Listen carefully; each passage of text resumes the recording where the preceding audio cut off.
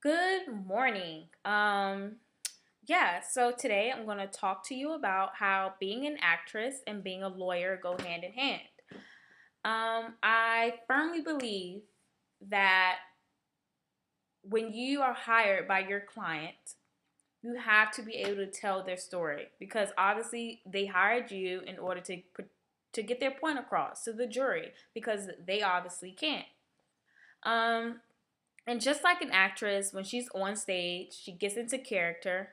Just like a lawyer, he or she has to get into character. And as an actress, you have to tell an audience who doesn't know anything, who doesn't know your background, who does not know your character, everything. Like you have to, it's all in how you deliver, how they perceive something. And same thing in a courtroom, how your audience, which are the jury and the judge, and maybe people that are behind you, it's all in how you deliver something, all in how you talk, and basically it's you're putting on a show, just like an actress, a lawyer as well puts on a show. And what I mean, essentially, what you tell the jury and how you tell them can make and break your client. Like your client can tell you, "Hey, look, I did kill someone." Matter of fact, and however, I want you to tell them that I want to be innocent. I did not do it. So me, okay, yeah, he doesn't want to end up in jail with Pookie and Ray Ray, which is fine. I totally right on because I wouldn't want to be in that situation either.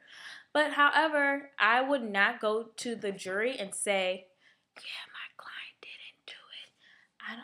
Yeah, he didn't do it. He would never do anything like that. What? If from what I learned in your class and as well as what I've learned in my improv classes, that you have to stand up and say, "No, my client did not kill anyone. He is innocent. He was at such and such place at whatever." And I'll tell my story. I will tell his story, honestly. And I am doing my reading on two great actors. Mainly Denzel Washington. Oh, sexy. Sexy man. And of course, Tom Hanks is also in it. He's actually the client of Denzel Washington.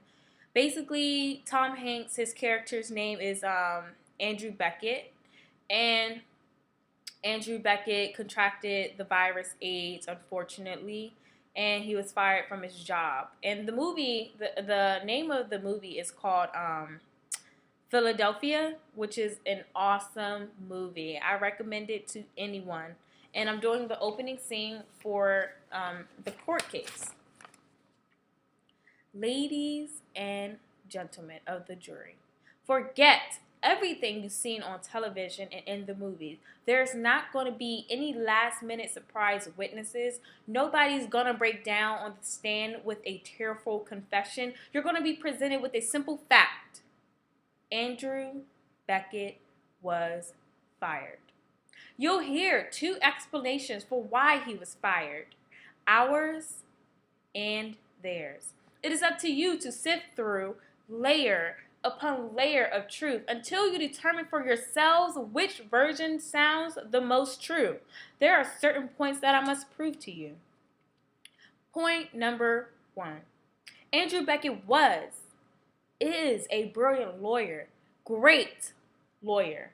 Point number two, Beckett, afflicted with a debilitating disease, made the understandable, the personal, the legal choice to keep the fact of his illness to himself.